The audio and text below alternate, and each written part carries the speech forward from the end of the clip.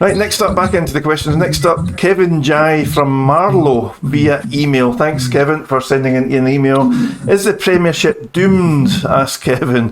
There's rumours already of a current club looking to step out in 2026, and Birmingham are now without a track. Do we have enough riders for one big league? So I think I'm right in saying Speedway Star are carrying or have carried a feature this week. I think it's courtesy of Peter Oakes, where he's pretty much said the same as Kevin has, and yeah, it's going to be a big winter, and a lot of head scratching and some big decisions to be made for British Speedway. We've heard that many, in fact too many times over my lifetime, but assuming that all of this has some foundations behind it, then let's go to you, Colonel Johnston, first of all. So Kevin Jai is asking the question. The headline question is the Premiership in its current format doomed?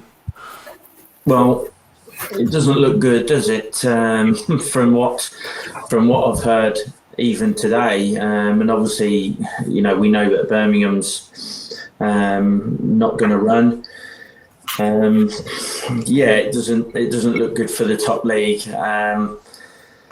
Again, it's down to cost, isn't it?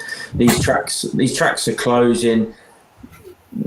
Okay, the housing, the need for housing and selling the land off, but I don't think Birmingham's in that position. I think it's more of a cost thing. Obviously, we was in a different position. That was more agreed. Greedy councillors wanting money to develop the land that we've got here. It certainly doesn't look good for the top league. And how can you run if there's going to be 6 teams in the league next year, or even 5, which could potentially be? So that you can't have a league like that.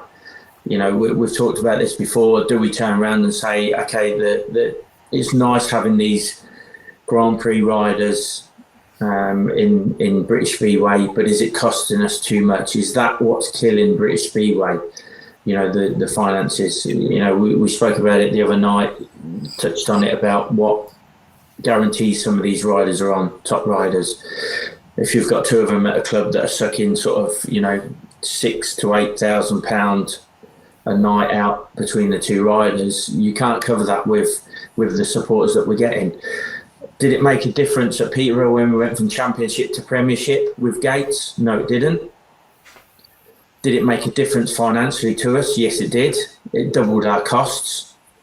So was the product any better? No, it wasn't. I've said this before. The Championship, when Simon was with us at Peterborough, was the best product of British Speedway. For me, fantastic. Absolutely fantastic. The product went down. I thought when we went into the Premiership, yes, the riders went up in name, but they also went up in value. Now, I look at this. We talk about Chris a lot, Bomber. Chris Harris ride for Peterborough in the Championship, come and ride for Peterborough in the Premiership. Was his money the same? No, it wasn't. But we're getting the same rider, riding the same surface. We're getting exactly the same rider riding for near on double the money. Now, how is that cost effective within Speedway? And no disrespect to Bomber, he's there to do a job. We paid him that money. Are we the fools, or yes, we wanted top racing. We wanted that. But it comes at a cost. Would I have 7 Simon Lamberts in my team in the Championship? Yes, I would, because I know what he gives us. I know what it costs us. I'd rather have 7 hard racers and have good racing all night, rather than somebody streak off, miles ahead like a damn beauty, disappears around the track, and there's no racing. I just don't see how it benefits British Speedway. I really don't. Okay, the names benefit British Speedway, but financially it does not. It just doesn't. It just doesn't make financial sense. Mm-hmm. And I can quite see there being one league within the next, probably 4 or 5 years, if not sooner. Obviously, that depends on if tracks come back. Yeah. You know, we're obviously hopeful here. Yeah. Coventry, Lakeside, how long they're going to be? You know, we could be running. If we got the go ahead now, we could be running next year in the league. That's not going to happen, but potentially it could. Whereas other tracks, Coventry, Lakeside, they're going to be a bit longer. But we could. Everything's still there. To me, it makes sense to have one big league. Let's go strip it down, like Crabby said, strip it back. You know, if Simon then has to be in the main body of the team, or he's going to be one of the heat leaders, does it matter if we're bringing British riders through and they're getting more meetings? You know, the top boys, are they interested in British Speedway? Do they do enough for British Speedway? No. I don't think they do. No. You know, where are they promoting British Speedway? You know, we used to do a lot of school visits, a lot of shopping centres and things like that, getting the name out, getting Peterboroughspeedway out. Did we have top riders come and attend their meetings with us? No, we didn't. And when you ask them, no, they're not going to do it. Yeah. So how is that benefiting British Speedway? You know, and I've got nothing against these boys. They're there to make a living. But if it doesn't benefit you, why have it? Yeah. Interesting stuff, Carol. Genuinely interesting stuff, and thanks for that insight. Crabby, to bring you in, you know, Carol's made some powerful points there, and you yourself, Crabby, have mentioned in recent weeks about British Speedway cutting its own cloth, and you know, not trying to be something that it isn't, but trying to get behind something, to set out a strategy, a sort of long-term strategy for survival, if nothing else, and then grow from there, obviously. But they've got to paddle their own ship, haven't they? Never mind what Poland are doing. Hey, and believe me, everybody talks about Poland as if it is the best league in the world. But not every club in Poland's successful, you know. There's riders in Poland still earn money, but don't get paid too quick. You tend to only see on TV your top-notch matches in Poland. You have to scan and see one of the lower league ones, then there'll be a couple hundred people there, that's all. But anyway, going back to what we're talking about, it's got to go to one league next year, surely. And again, I believe it's got to step back to move forward. Got to move back to move forward. If your Emma starts holding off on them, don't want to come, bugger them off. Don't matter. Don't matter. You already, one of you said earlier on, the two reserves at Glasgow, I can remember one name, Freddie on it, I don't know the other lad's name, but they will be riding against lads like them at 6 and 7. They shouldn't be riding against Chris Harris at number 6 or Nikolai Clint at number 6. He's pinching money, is Nikolai Clint at number 6, isn't he? Need to be fair. Let's put them lads against, keep like for like, and maybe if some of the Poles don't want it, or the top lads don't want it, let them go to Poland. Let them go, and let us fill our teams with 7-man teams, double it up. I don't know how many clubs is there, would there be 15 clubs next year, 14, both leagues, and you've got 14 home league meetings then, and you're 14 away, whatever it is, but I do believe you've got, and they did it a few years ago, I don't know if it worked. The biggest problem is with it, Ipswich, if you're Jason Doyles and you've Stratford and also wanted to come back, Ipswich are going to have to let one of them go. You know, one of them's going to have to go to Scunthorpe. Bellevue is going to have to let one of the Bewleys or the Kurtz go, and they're going to have to go to Edinburgh or wherever. That was one of the problems when they doubled up a few years ago. Yeah.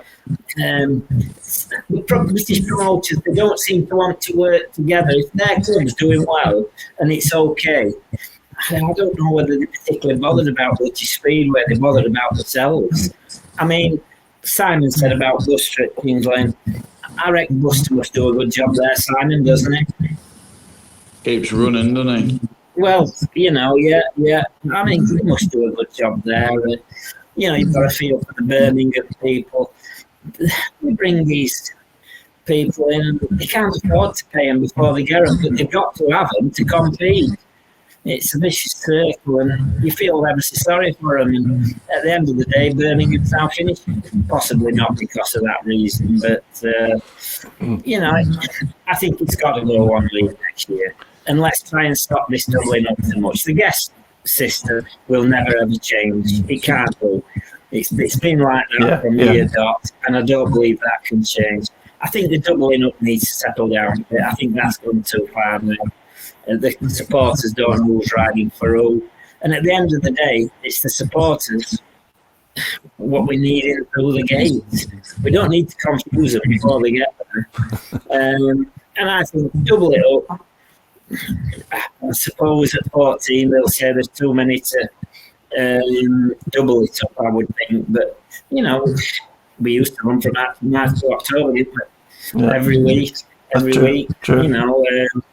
But surely it's a step in the right direction if we can put the leagues together, run it as one league, and give the lads, well, at least we'll have 28, 26 meetings, plus guest bookings. Would that work? Knockout cup matches. Maybe even they could bring the fours back, regionalise it, bring the fours back. If there's 16 teams, we've got 4 groups of 4, and regionalise it. Maybe it might help. Or I don't know. But let's get the British final on Saturday night on the Bellevue if they want. You know, let's stop doing the bloody National League Riders Championship, whatever it's called nowadays. What do we need to do that for in April?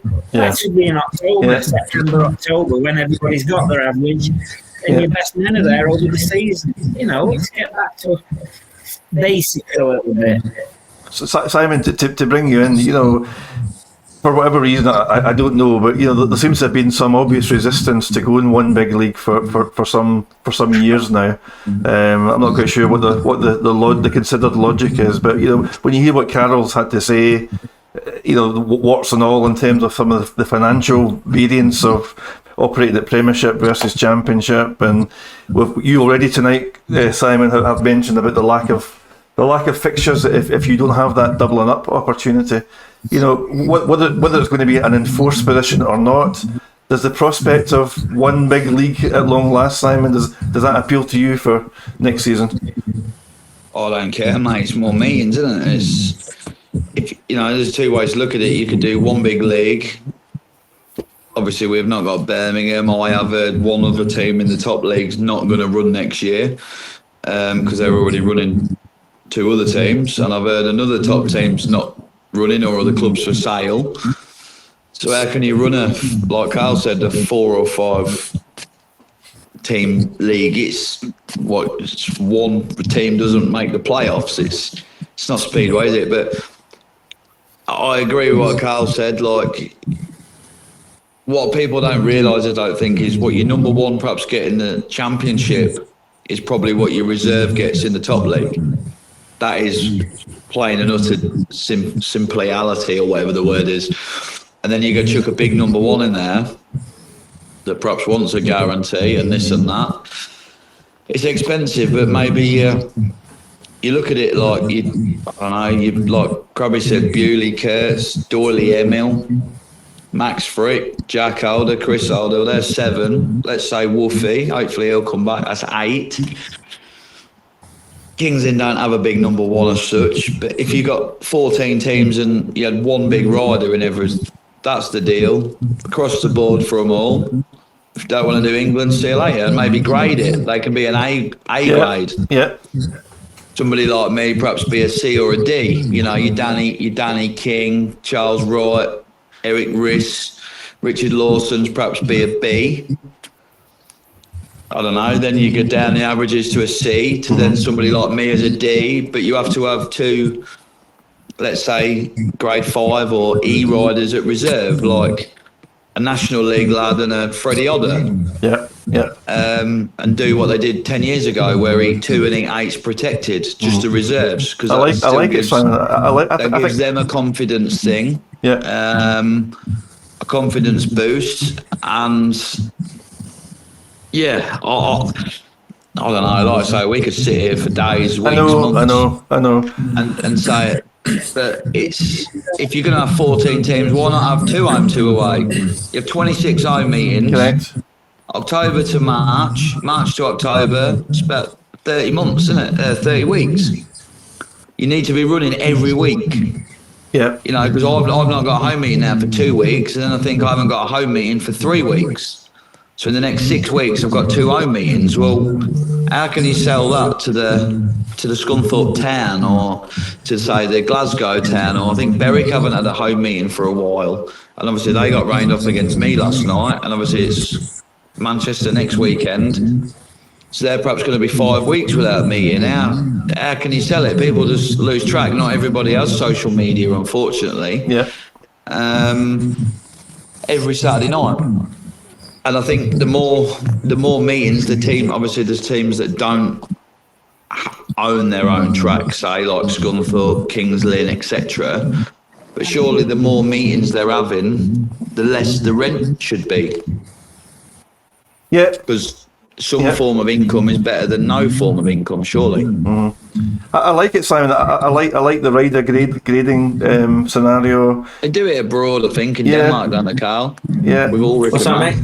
They do the grading system in Denmark, don't they? So, they do. Yeah. You're never going to get it right to start with, and not everybody's going to be happy with it. But again, I'm not saying cap the money as such, because it's, you know, obviously I'm National League team manager, but what I have to give my riders, if they go buy a part from Alan Bellum for sort of 50 to 70 quid, it's like 1 point for me, but it's like 7 for them. But it's the same part going on the same machine. Yes. But what's the difference?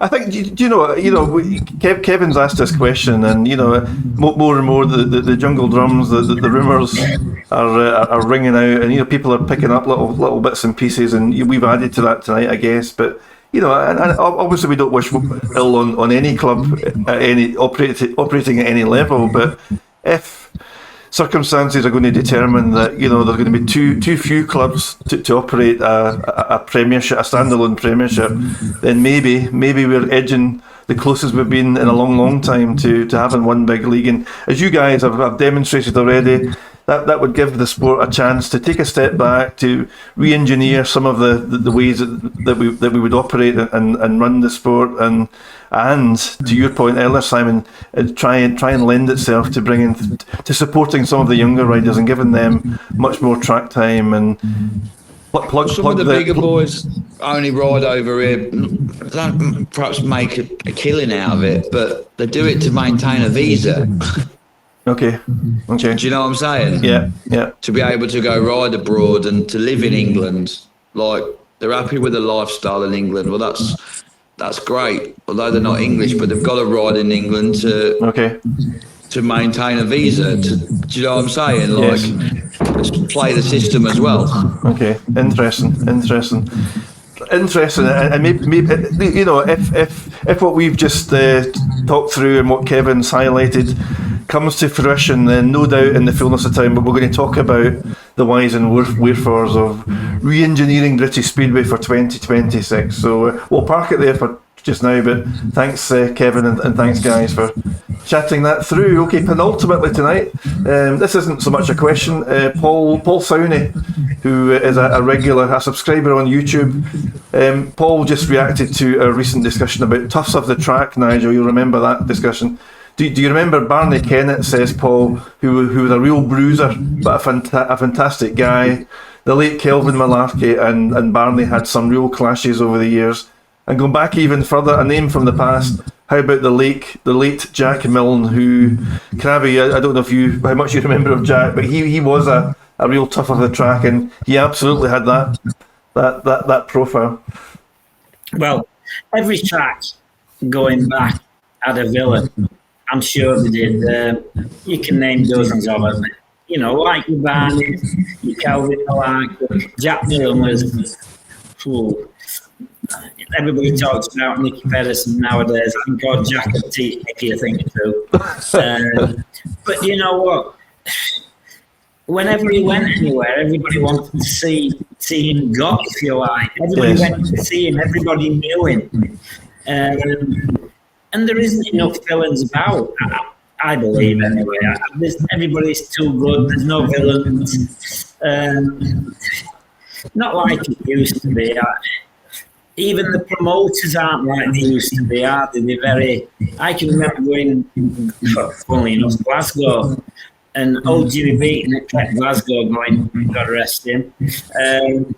But yeah, if I didn't get out of the way when he was coming out in or out with the tractor, he'd have run you over with Jimmy. Just because he was so passionate about their club. David Fairburn at Berwick, so passionate.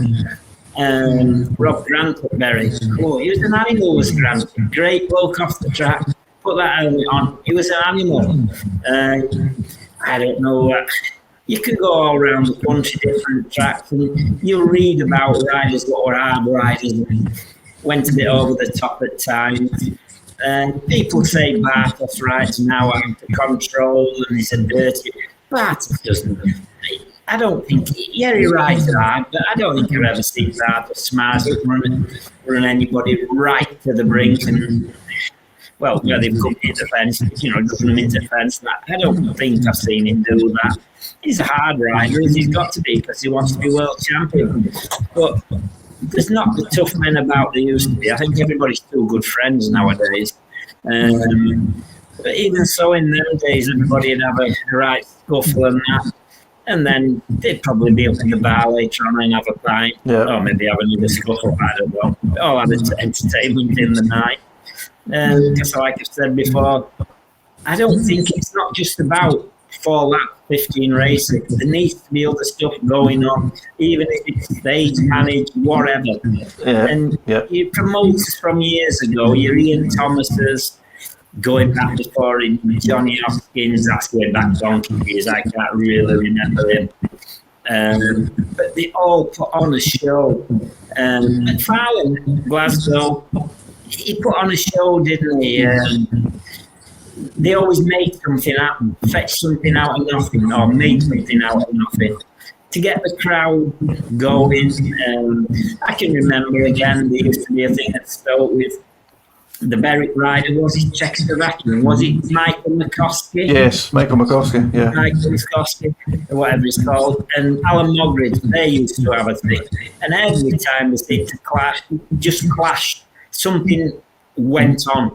And it became a bit of a thing, and the Stoke crowd used to hate McCoskey. We used to look forward to him coming, because obviously a few more might have come in to. Yeah, you can sell that, Nigel. The promoters can sell that, right? That's right. And that's what used to happen. I mean, I'm sure every promoter in the country, when Jack Millen was riding, advertised the fact big time that Jack Millen was coming to town. So everybody knew what Jack was like.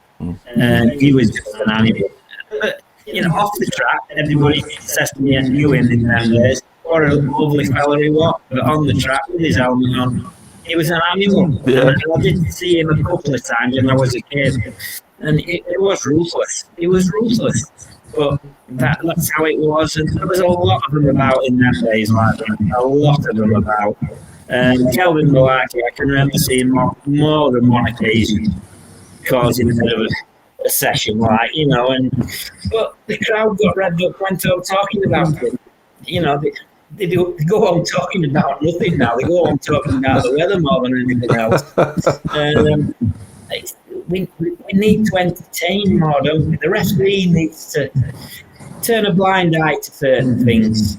Not see it forward and look it. I didn't see that. After a race, if there's a bit of a to do, like Simon said earlier on, didn't he? There needs to be a little bit more. A little bit more, yeah. But listen, let's not get too deep into that tonight.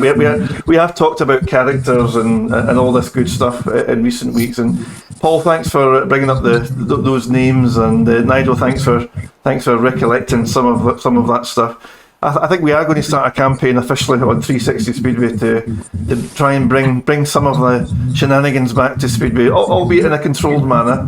And who knows, maybe British Speedway over the winter should give as much focus to some of that and build some of that back in. Desensitise Speedway. That's going to be the slogan on the T-shirt. Desensitise. Are we Speedway. having a Speedway or a 360 Speedway Christmas party?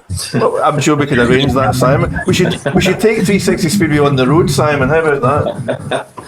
We could do that over We the could have winter. different rounds. Me and Carl get the train up to you, and then you two get the train up to us. Exactly. Yeah. I reckon the best in Midlands. Yeah. I think we should arrange that. We'll have a 4-team tournament. Can't afford it. Right, let's move on to the final question, the closing question for this week's 360 Speedway, which comes from Melanie H in Leicestershire via WhatsApp. And Melanie writes, if you could change just one thing to help Speedway in this country, what would it be and why? So we might already have covered some of this, who knows, but Carol, I'm going to come to you first. If you could change one thing in Speedway, Carol, to make it better, what would it be and why? For me, it would be clubs own their own circuits, their own tracks. And what does that open up, Carol? What's the why behind that? Obviously, it would stop developers trying to buy land that's not owned by clubs to close them down, and that's unfortunately the case of what's happened with most tracks that have closed in the last 20 years. Has all been for development. So for me, if you owned your own track, you could do your own thing. It would be yours. Everything that you earn on that is in your pocket, not anybody else's. That's one thing that we struggled with at Peterborough. The only thing that we got was gate receipts. We never got anything from food, drink, and whereas obviously Kingslyn, completely different, owns his own track, he gets the food, the drink. It makes a massive difference to your evening financially. So I think if you was to own your own track, do your own thing, financially, you would be a lot more secure. No, absolutely, yeah. More in control of your own destiny, Carol. Yeah. Absolutely, that's a great answer, Mr. Lambert. If you could change one thing, have to be lose some of the foreigners and back the Brits a bit more. I say it all the time. It's nothing against anyone or any country. It's British Speedway. So many British lads out there that are worthy of a chance, or should get a chance, and they don't. And back the Brits. Back the Brits. That's another T-shirt slogan, Simon. We'll get that organised. Crabby, what about yourself, Nigel? You've had lots of time. You've been out the sport for a while in terms of week to week, month to month involvement. So you've had a lot of time, Nigel, to perhaps put your finger on something. There isn't one thing what would change it. Is that it needs a massive change all the way through, but I 100% do agree with that. 100% behind Simon on that one. Let's get rid of the Australians and New Zealanders. They've been part of British Speedway from years up. Yeah, let's forget them. But for the rest, if they want to come for the money, what the clubs can afford, come. If not, don't come. Let's look after British Speedway a bit more.